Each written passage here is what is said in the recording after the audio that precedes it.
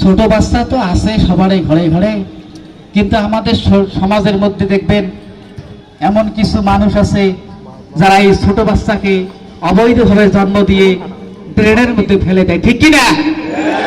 তারা যে কি চিল্লানি দেয় রে ভাই!